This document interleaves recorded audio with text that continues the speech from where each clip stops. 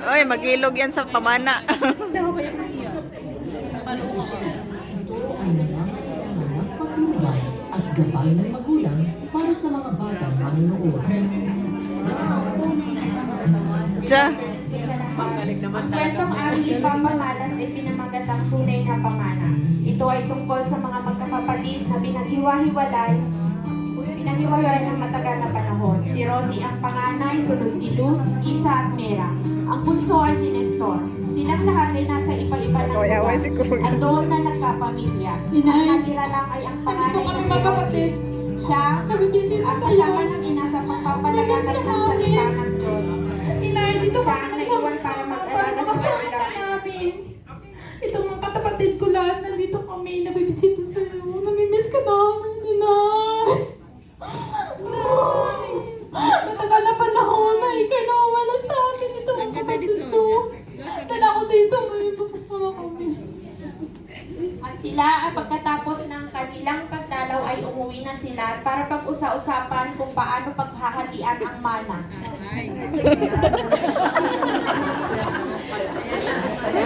Oh, yaway na yan sa mana. Pahingi. Hingi ng mana.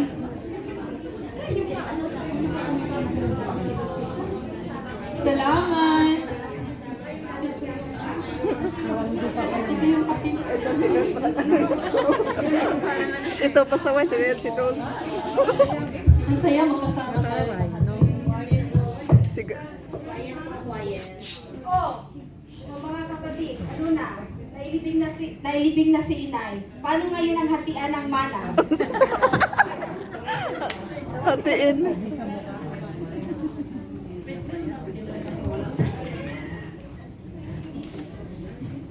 Ano ang sabi mo, Lux? Ang lakas naman ng loob mong sabihin yan. Ikaw na lumayas, dalaga pa, ngayon babalik kang may pamilya. Sa tagal ng panahon na nawala ka. Tapos sasabihin mo, mana? Di ano ngayon?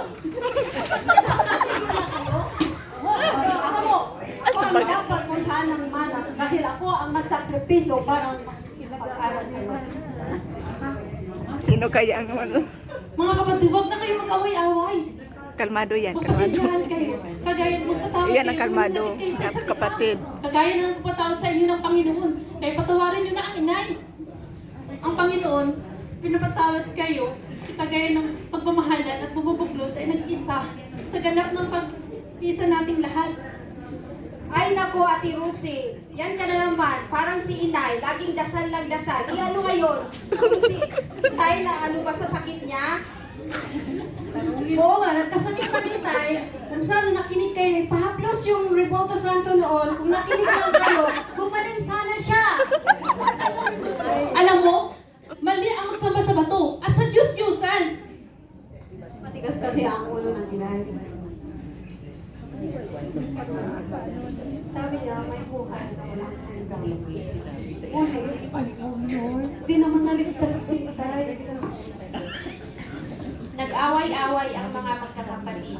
Ang kanilang mga magulang ay mga pastor sa simbahan. Lumaki sila sa salita ng Diyos, ngunit nang dahil sa nagkasakit ang kanilang itay, nang malubha at nawala, sila ay nawalan ng ganang magsimba. Sinisi nila ang kanilang ina sa nangyari.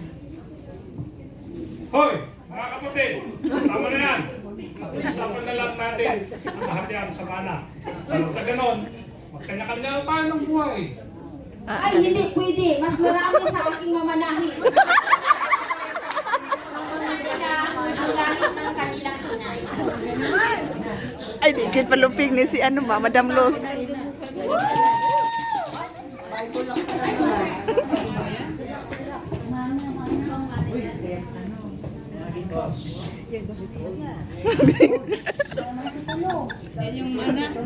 Luz, tingnan mo. Ang picture mo ito, di ba yung unang verse mo na sa harap ng mga tao? Na naalala naman si Tay?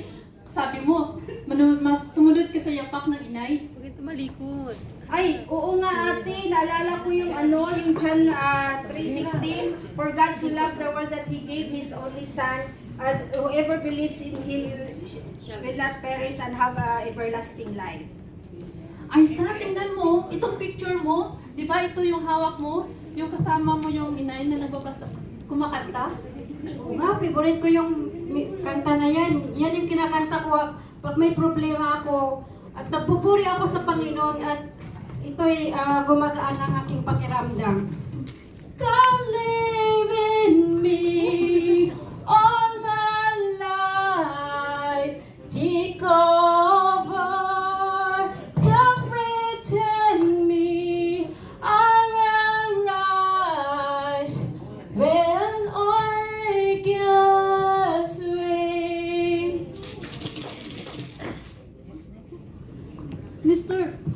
Sister, tingnan mo, itong picture mo, nahawak mo yung Bible. Naalala mo pa ba? Ay, ito. Oo, ate. Galing ito sa isang missionary. At meron ditong verse na ang sabi, walang imposible sa Diyos. Kaya nga ako nakapunta sa Canada. Dahil Wow. sa Diyos.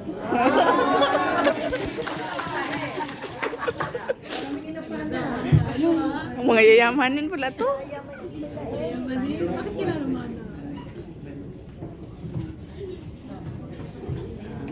Ay, tingnan mo itong picture mo. Di ba ito yung picture mo? Kasama si inay at si itay na nagtuturo ng mga bata.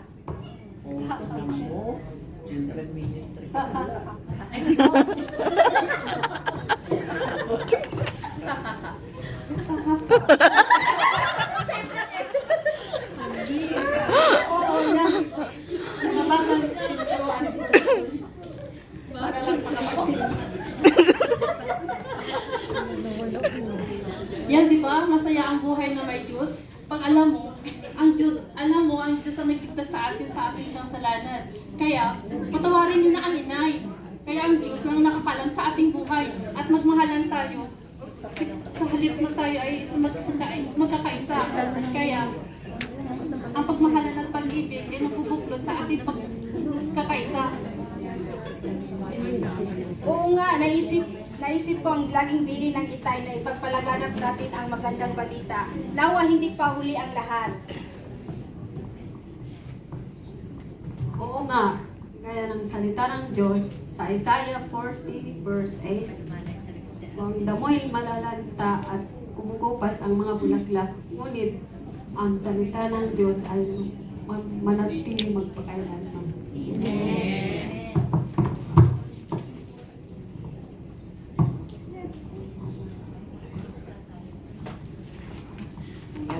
Wala nang magmana. Tinago na yung kayamanan. Luz, alam mo ba?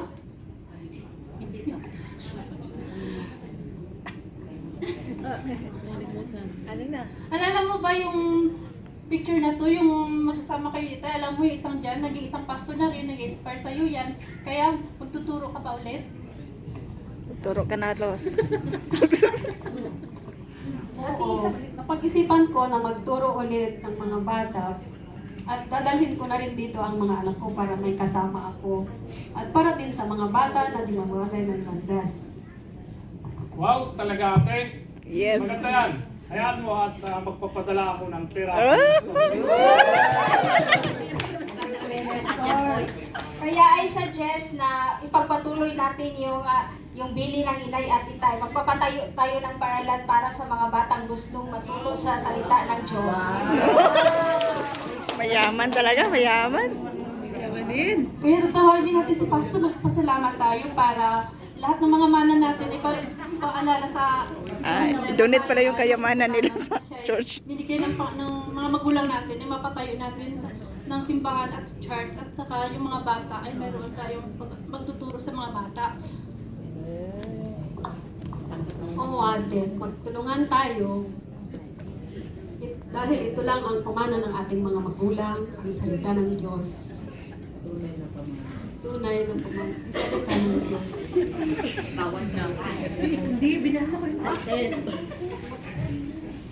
Tunay na pamana. Alin ba ang mahalaga? Ang kayamanan sa lupa o sa langit? Kayamanan sa langit, Mateo 6:21. Sapagkat kung saan naroon ang iyong kayamanan, doon naman naroon ang iyong puso. At nagkasundo nga ang magkakapatid na ituloy nila ang nasimulan ng kanilang mga magulang. Nagpatayo sila ng paaralan katabi ng kanilang simbahan. Wow. Hangad nila na marami silang maaning kaluluwa. Laging tandaan, ako ikaw, tayo, ay aalis sa mundo. Nawa ang iwan nating pamana ay ang kaligtasan. Kalakip nito ang pagkakaroon ng paniniwala sa Diyos, pagtanggap sa Kanya at pagsunod sa Kanyang mga utos.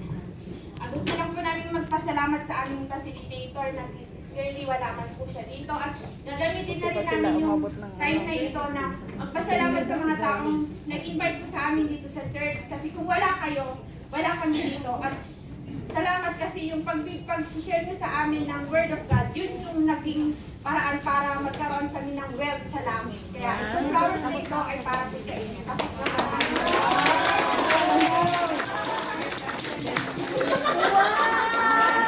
Bakit kami wala?